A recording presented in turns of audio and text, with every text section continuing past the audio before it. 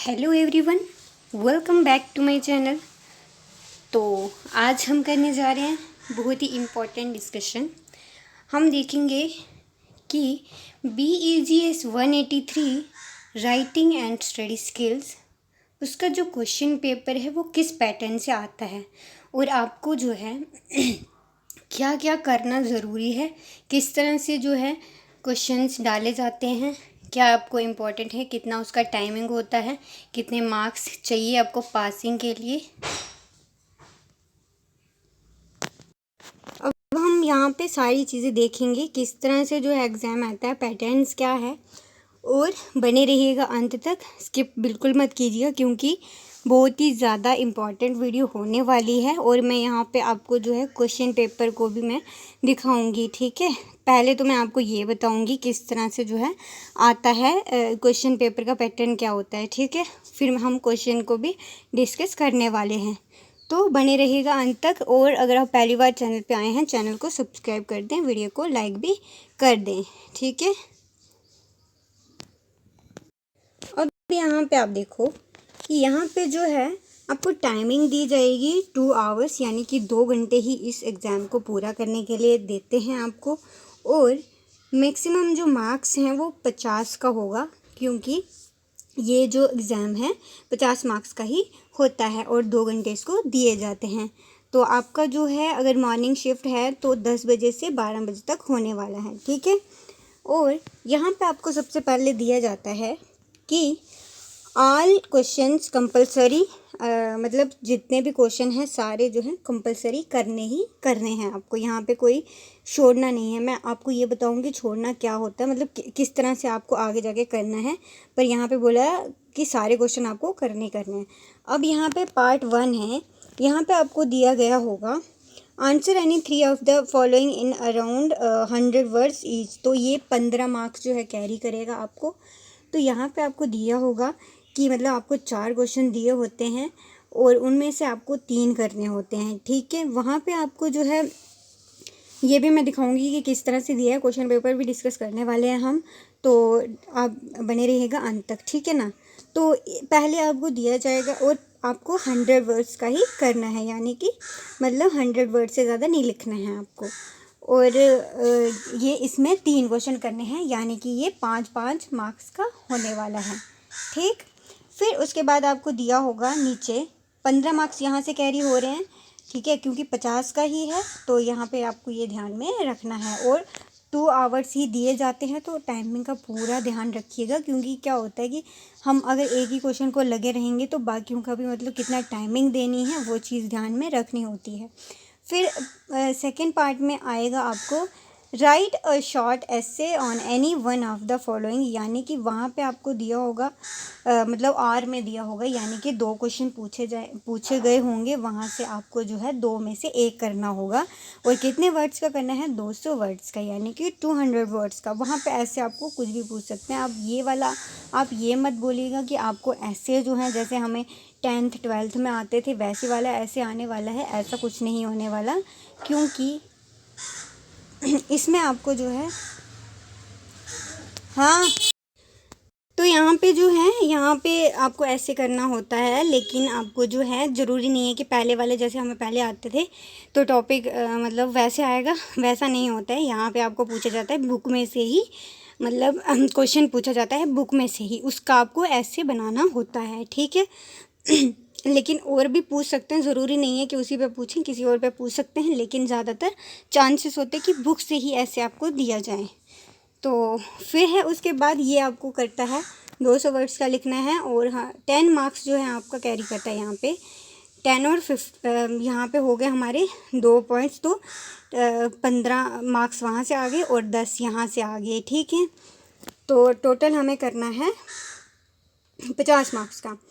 फिर है third point में आपका क्या दिया जाएगा, पार्ट में दिया जाएगा कि write a well structured composition with a clear beginning तो body conclusion on the following topic. तो आपको एक टॉपिक दे दिया जाएगा, उस पर आपको ये लिखना है कंपोजिशन, ठीक। तो ये मतलब ये आपको 7 मार्क्स कैरी करता है, ठीक है। तो ये आपको ध्यान में रखना है, 7 मार्क्स का ही होने वाला है, ये कंपोजिशन आपको यहाँ पे लिखनी होती है, ठीक है, तो चलिए हम दूसरे देखेंगे फोर्थ पार्ट में क्या है। अब देखो फोर्थ पार्ट में आपको दिया जाएगा कि लेटर लिखना है आपको, यानी कि लेटर लिखना है, और ये आपको आएगा 5 मार्क्स कैरी करता है। ठीक, 5 मार्क्स का आपको ये लेटर आता है। तो ये आपको देखना है, लेटर आपको कुछ भी पूछ सकते हैं, ज़रूरी नहीं है, मतलब कुछ भी पूछ सकते हैं, वो आपको खुद करना होता है, और 5 मार्क्स का होता है। फिर उसके बाद 5th पॉइंट में आपको 5th क्वेश्चन में दिया होगा रिपोर्ट, यानी कि रिपोर्ट आपको लिखनी है। एक बड़ा सा टॉपिक दे दिया जाएगा, उस पर आपको रिपोर्ट लिखनी होती है।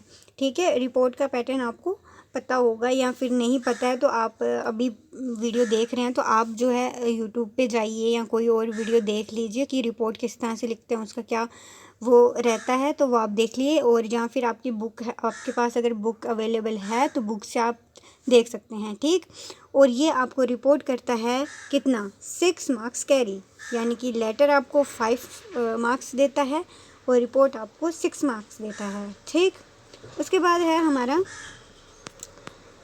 लास्ट में 5th क्वेश्चन में आता है पैसेज आपको दे दिया जाएगा अनसीन पैसेज, वो किसी पे भी दे सकते हैं, ज़रूरी नहीं है कि बुक से ही देंगे, वो किसी पे भी पैसेज दे सकते हैं, या फिर आपको कभी कभी कोविड-19 में भी दे देते हैं, या फिर कुछ और बुक में से भी दे सकते हैं, या कुछ और टॉपिक दे दिया तो उस पर आप अनसीन पैसेज होता है, तो वो कोई मतलब वो नहीं है कि मतलब बुक से ही आएगा, कहीं से भी आ सकता है। वहाँ पर आपको जो है क्वेश्चन दिए होंगे वो आपको पैसेज में से ही निकालने होते हैं। ठीक, तो ये आपको इस तरह से आपको आता है, ये चीज़ आपको ध्यान में रखनी है कि कब कब ये चीज़ें आती हैं। तो आपको यहाँ पे मिल जाएंगे, ये 7 मार्क्स का होगा, यानी कि 50 मार्क्स आपके पूरे हो जाते हैं। अब हम देखते हैं क्वेश्चन पेपर इसका।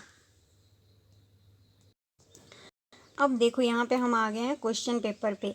BEGS 183 आपको लिखा मिलेगा, और यहाँ पे ये है दिसंबर सेशन का 2022 में जो क्वेश्चन पूछे गए हैं। देखिए यहाँ पे दिया गया है आपको कि 2 आवर्स टाइमिंग है और 50 मार्क्स हैं। यहाँ पे देखो answer any 3 of the following in around 100 words each, मतलब मैंने आपको जैसे ही बताया आपको 3 क्वेश्चन करने होते हैं, 5-5 मार्क्स का है। अब देखो क्वेश्चन दिया गया है कि what strategies would you adopt to become a critical reader. तो यहाँ पे आपको क्या मतलब स्ट्रैटेजी अडॉप्ट करने की ज़रूरत है क्रिटिकल रीडर बनने के लिए। स्ट्रैटेजीज ये आपको आपकी बुक में आंसर्स मिल जाएंगे। फिर है आपका सेकंड पॉइंट में दिया है what is meant by affection, give 4 example to show how affection help in word building. तो यहाँ पे आपको जो है एक अफेक्शन की डेफिनेशन मतलब बतानी है, मीनिंग बताना है, और 4 एग्जांपल बतानी है, और ये बताना है कि मतलब कैसे ये वर्ड बिल्डिंग को मतलब शो करना है कि कैसे ये हेल्प करता है। फिर है थर्ड पॉइंट में दिया गया how can illustration and description be employed to write an effective paragraph, give suitable example। यानी कि पैराग्राफ को अफेक्टिव यानी कि इम्प्रेसिव बनाने के लिए क्या मतलब चीज़ें दी जानी चाहिए, और इसके एग्जाम्पल भी, सूटेबल एग्जाम्पल भी आपको देनी है। तो आपको मार्क्स मिल जाएंगे, 5-5 मार्क्स का होने वाला है। आप 2 पेज का इसको लिख सकते हैं, या 1.5 पेज, 2 पेज लिख दिए तो ज़्यादा 5 मार्क्स मतलब सही रहता है। 2 पेज का लिख लीजिए, कोई दिक्कत नहीं, तो आपको यहाँ पे मार्क्स मिल जाएंगे, क्योंकि आपको जब 100 वर्ड्स का ही लिखना है। तो ये देखिए आपको 4 क्वेश्चन दिए हैं, इसमें से आपको ये 4th क्वेश्चन देखते हैं। What do you understand by the term gathering skills. तो क्या टर्म मतलब तुम क्या समझते हो, क्या मतलब है, और how do they help us to become better learner. तो कैसे हमें जो है ये हेल्प करता है बेटर लर्नर बनाने के लिए। तो ये आपको देखना है बुक में से। फिर है देखो पार्ट सेकंड में आपको दिया गया होगा, जैसे मैंने आपको बता दिया कि ऐसे है राइट अ शॉर्ट ऐसे on any one of the following, यानी कि आर में दिया गया है, 2 चीज़ें दी गई हैं।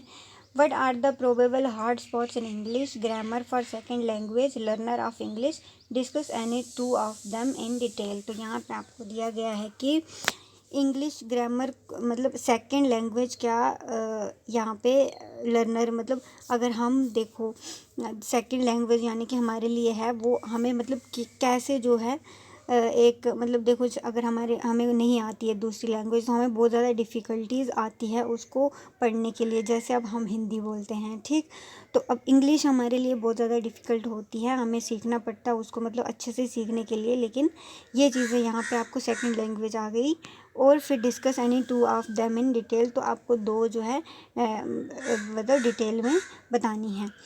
तो यहाँ पे आपको ये एक क्या है, ऐसे की तरह लिखना है, समझ रहे हो, ऐसे 200 वर्ड्स इसके कुल होने चाहिए, यानी कि 3 पेज आपके होने चाहिए, 3 साढ़े 3 पेज, तो ज़्यादा नहीं लिखने हैं। या फिर आपको पूछा गया है नीचे कि discuss with suitable example the process approach to writing. तो देखो मैंने बोला था आपको कि बुक में से ही आपको दिया होता है या कुछ भी पूछ सकते हैं, लेकिन ज़्यादातर चांसेस रहते हैं कि बुक से ही पूछें क्वेश्चन। तो यहाँ पे आपको जो है यहाँ पे डिस्कस करना है, सूटेबल एग्जांपल भी देनी है, क्या the process approach to writing, क्या प्रोसेस अप्रोच राइटिंग के लिए है वो आपको इसमें बताना है।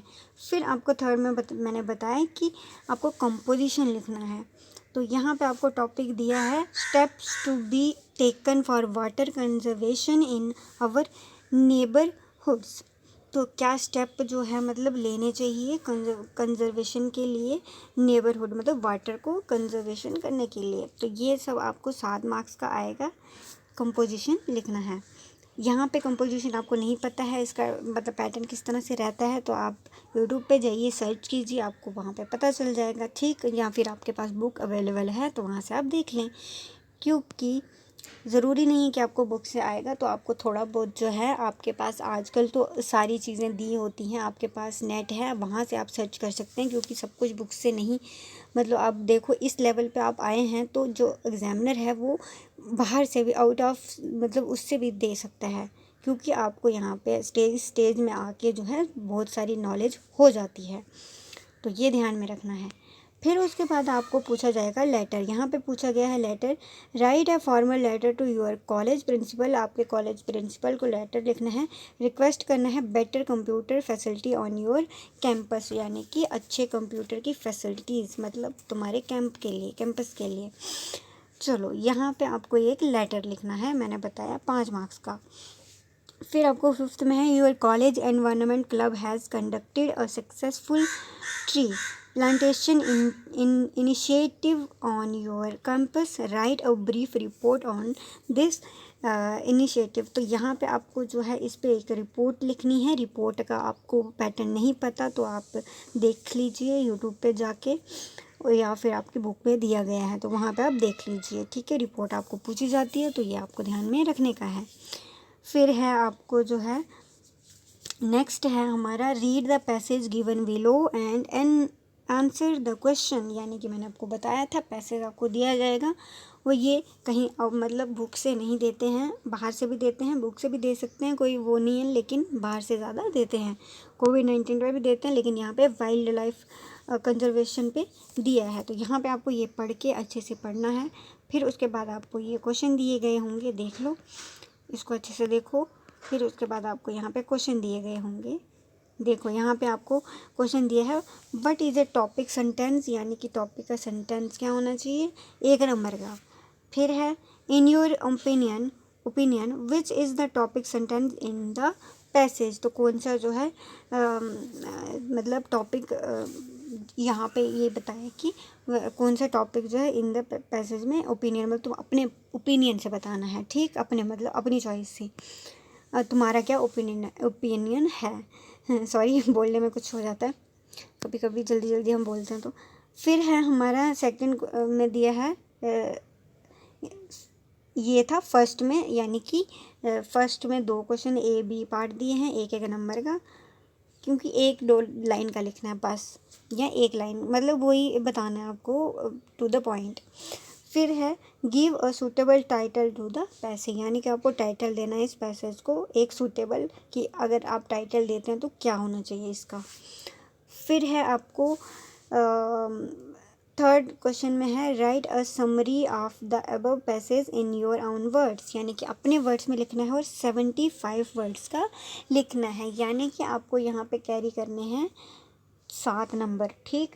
समरी आपको समझ में आती है, समरी क्या होती है, हम पहले भी पढ़ते थे। एक समरी ऐसा होता है कि पैसेज का जो पूरा निचोड़ है उसका मीनिंग क्या निकलता है वो आपको लिखना है 4 नंबर का, 75 वर्ड्स कुल, मतलब 1 पेज में आपको हो जाएगा, ठीक। 1 पेज में आपको हो जाएगा तो आपको मार्क्स मिल जाएंगे। और पैसेज बहुत ज़्यादा आसान होता है, ये आपको पता है, पैसे हम पहले भी करते आए हैं, तो ये ज़्यादा कोई दिक्कत नहीं होती है। और इस तरह से इसका पैटर्न रहता है। तो आई होप आपको हेल्प मिलेगी इस वीडियो से। और स्टूडेंट भी अगर हैं उनको शेयर कीजिए ताकि उनको भी इस वीडियो से हेल्प मिल सके। मिलते हैं नेक्स्ट वीडियो में। All the very best for your exam. ठीक, ओके, बाय बाय।